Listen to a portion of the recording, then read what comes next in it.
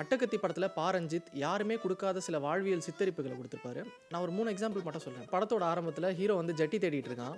அவங்க அம்மா வந்து அத கருத்துளின்னு நெனச்சு தெரியாம யூஸ் பண்ணிர்றாங்க. ஹீரோவுக்கு பயங்கரமா கோவம் வருது. கோவம் வந்தோனே அவங்க அப்பாவோட ஜட்டிய எடுத்து போட்டுன்னு போயிடுறான். இது மாதிரி கிராமத்துல இருக்கக்கூடிய ஒரு கீழ்மத்திய வாழ்வை பிரதிபலிக்கிற இன்னொரு காட்சி வந்து தமிழ் சினிமால இல்லவே இல்ல. 2வது எக்ஸாம்பிள் பாத்தீங்கன்னா எல்லாருக்குமே தெரிஞ்ச தினகரன் போண்டா சாப்பிடுற சீன். அவன் காதல் தோல்வியில இருக்கிறான். ஆனா அவனுக்கு துக்கம் வரவே மாட்டேங்குது. அவன் துக்கத்துக்கு வெளியில தான் நின்னுட்டு இருக்கான். ஃபர்ஸ்ட் டைம் இந்த படம் பாக்குறப்போ அது எப்படா காதல் தோல்வியில இருக்கான் போண்டாலாம் சாப்பிடலாம் அப்படிங்கிற கேள்வி நிறைய பேருக்கு வந்திருக்கும். ஆனா இன்னைக்கு இருக்கிற இளைஞர்களோட பிரச்சனையே அதுதான். அவங்களால எந்த விஷயத்தையுமே ரொம்ப ஆழமா யோசிக்க முடியல, ஆழமா உணர முடியலங்கிறது தான் இன்னைக்கு இருக்கிற பிரச்சனை. இந்த மாதிரியான மனிதர்களை பத்தின ஒரு போஸ்ட் மாடர்ன் அப்சர்வேஷன் ரஞ்சித்தோட எல்லா படங்கள்லயுமே இருந்துட்டே இருக்கும். அண்ட் கடைசி எக்ஸாம்பிள் என்னன்னா, இந்த படத்துல தினகரனுக்கு வெட் ட்ரீம்ஸ் வரும். ஒரு சீன்ல அவன் ரூம்ல அவன் படுத்துட்டு இருப்பான். படுத்துட்டு இருக்கும்போது அவன் பூர்ணியை நினைச்சு ஃபீல் பண்ணிட்டு இருப்பான். அவன் வந்து கனவுல வந்துட்டு இருக்கிற மாதிரி இருக்கும். திடீர்னு எழுந்து பார்த்தா அவனோட லுங்கிய விலகிட்டு பாக்குற மாதிரி ரொம்ப சூசகமான சீன் தான். பட் அதை நம்ம புரிஞ்சுக்கலாம், அவனுக்கு வெட் ட்ரீம்ஸ் வந்திருக்கு அப்படிங்கிறது. தமிழ் சினிமால இது வரைக்கும் ஒரு இளைஞனுக்கு வெட் ட்ரீம்ஸ் வர மாதிரியான ஒரு சித்தரிப்பை யாருமே கொடுத்ததே இல்லை. அது கொடுத்த முதல் ஆள் ரஞ்சித் தான். சினிமா அப்படிங்கிறது வெறும் கதை சொல்றது மட்டும் கிடையாது. அதை வந்து ஒரு வாழ்க்கையை சித்தரிக்கணும் அப்படிங்கறத வந்து ரஞ்சித்தோடைய ஒவ்வொரு படங்களும் ப்ரூவ் பண்ணிட்டே இருக்கும்.